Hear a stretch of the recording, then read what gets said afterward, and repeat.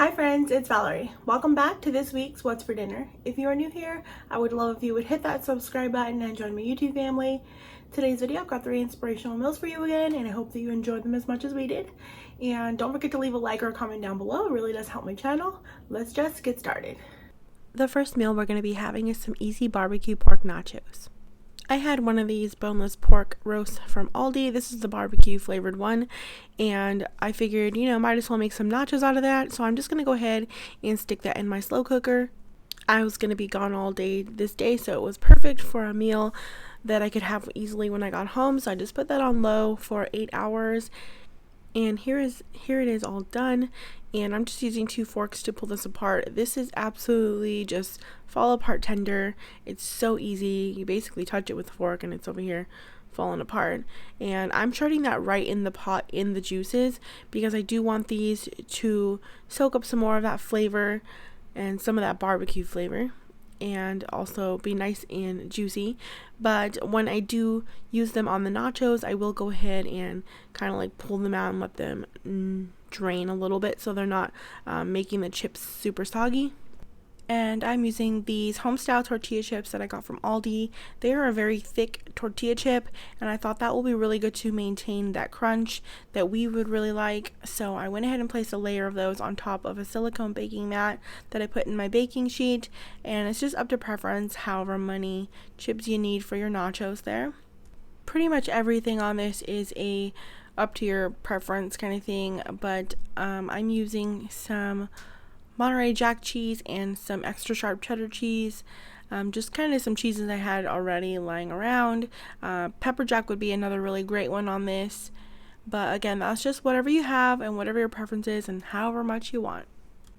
And I am placing cheese on top of the chips. This is going to create a barrier for this pork so that it will help to keep our chips like crunchier, like, you get what I mean, right? Like, they're not going to get, like, the meat's not going to be right on the chip, so the cheese is going to like a barrier for it. So, but now I'm putting some of that pork on top and just putting a nice even layer over the top of that, and then we're just going to go ahead and cover that with some more cheese. And again, I'm just using the same 2 cheeses, and this is up to preference. I like a lot of cheese, especially on my nachos. Like, that is like the main part for me. Like, I don't even need the meat, but I do love the addition, of course, of some barbecue pork. And I'm just going to go ahead and bake these at 350 degrees for about 10 minutes. And I thought I hit record, but apparently I didn't, so I just went ahead and sliced up some jalapenos that I removed a majority of the seeds from because that's just a little too hot for our liking. And I cut up some red onion, and I'm just breaking those pieces apart, and I cut up some cilantro. And here are those beautiful nachos right out of the oven.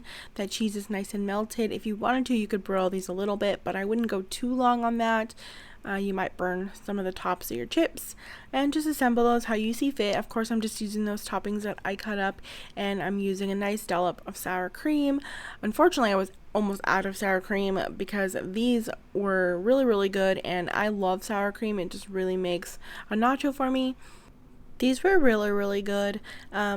I was really craving nachos, and this really hit the spot. I love the addition of the shredded pork on top and just those fresh ingredients as well. This next meal we're having is Dr. Pepper pork tater tot casserole.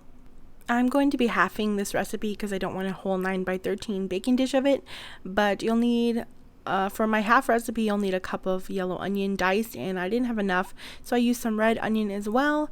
And then I'm taking this 1 pound package of ground pork, and I'm just going to go ahead and add that to my skillet over medium-high heat, and I'm just using my meat chopping tool to go ahead and break that up, and I'm going to go ahead and let that brown. And of course, I will still leave the full recipe linked in the description box down below, so that if you want to make that 9x13 baking dish, you can go on ahead and do that. And I'm just going to be using an 8x8 for this. Now I'm just seasoning that meat with about a tablespoon of garlic powder, as well as a tablespoon of onion powder, and then a teaspoon of salt, as well as a teaspoon of pepper. And I'm just going to go ahead and mix that all together and continue to break my meat up while mixing it together. And I'm just going to let this cook until there's no more pink remaining in the meat. And I'm also adding in my diced onion while that continues to cook through. I don't like to add it before I season it and while it's still too much pink, so I do wait a bit. It's your preference on that part. Then I'm just taking this generic version of Dr. Pepper. You can use whatever you prefer on that one, brand name, generic, it all works. And the recipe calls for, well, my half a part of the recipe would call for 2 cups of that. And I'm just using the can, which is 1.5 cups, but I do add more later because I just feel like it did need the full 2 cups worth. And then I'm adding in 1/2 cup of barbecue sauce, and I'm using Sweet Baby Ray's barbecue sauce for that. And I'm just going to go ahead and mix that all together. And you're going to let this mixture come to a boil, and then you're going to continue to let that boil for about 20 minutes or so, stirring occasionally, and this is going to reduce that sauce and let it get nice and thick. Once it was thickening for me, I realized I probably did want a little extra of that Dr. Pepper to make it a little bit more saucy so that it can coat the other ingredients.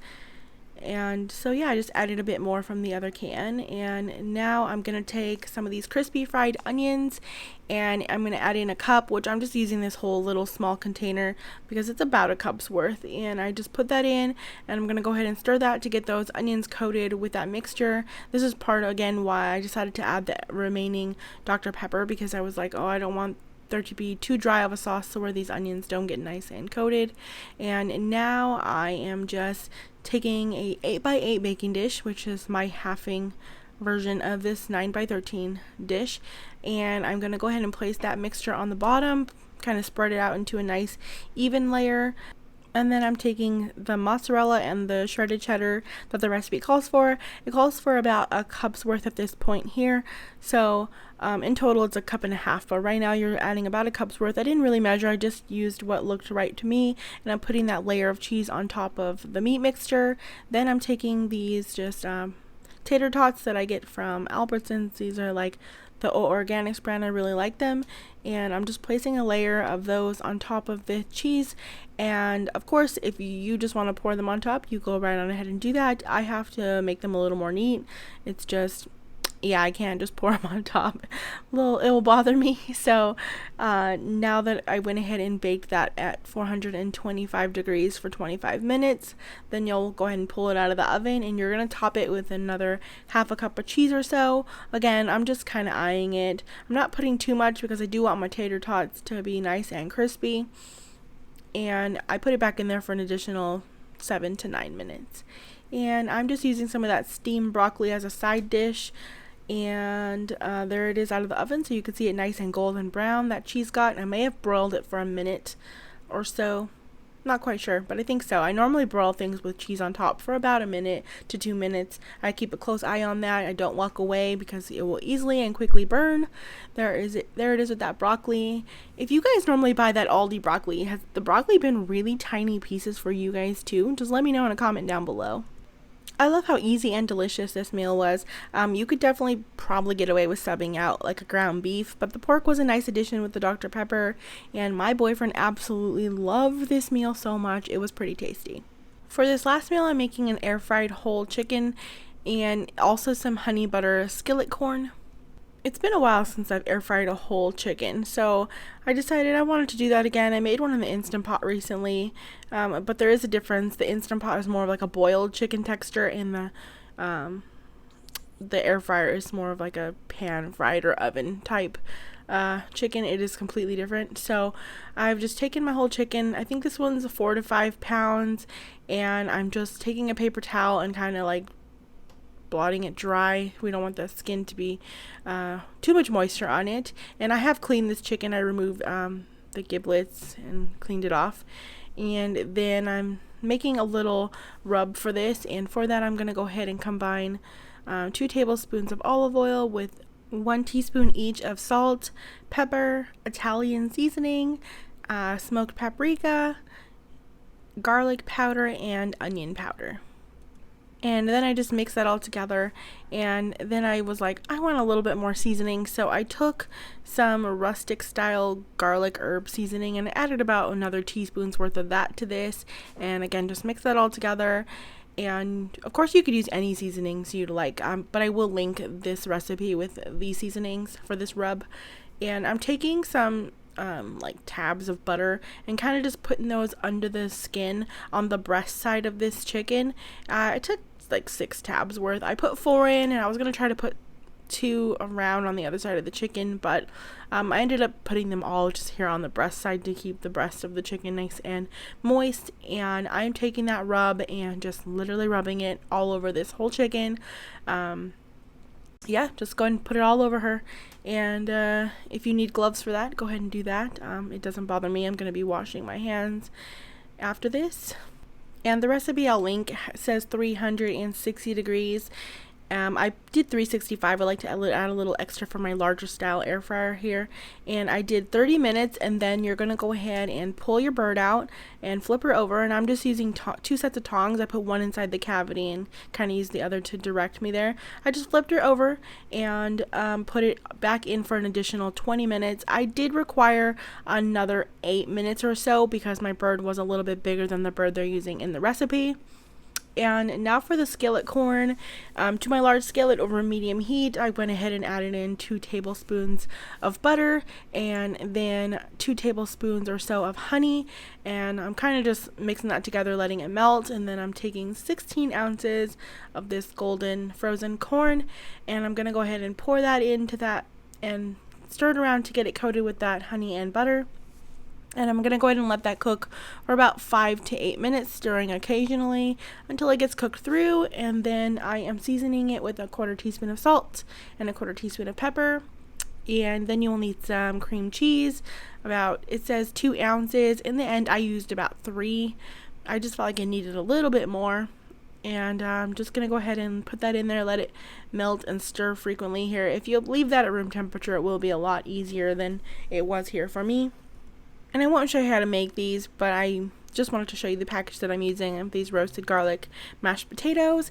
Here is that bird out of the air fryer, nice and golden and crispy. And just a little note, I did put this breast side down first so that on that last remaining time the breast was up and it was going to be the most crispy, because that's the side that I'm going to be mostly eating from, and I wanted it nice and crispy. So there's all plated. This corn was absolutely delicious. It was paired so well with the garlic mashed potato. The whole meal was so good. We were loving on this chicken, and that skin, that rub really gave that skin such a good flavor. Altogether, this was a really just comforting meal. Thank you so much for watching, friends. Don't forget to hit that subscribe button and that little bell so you don't miss out on any future What's for Dinner videos. And I hope you all are having an amazing week.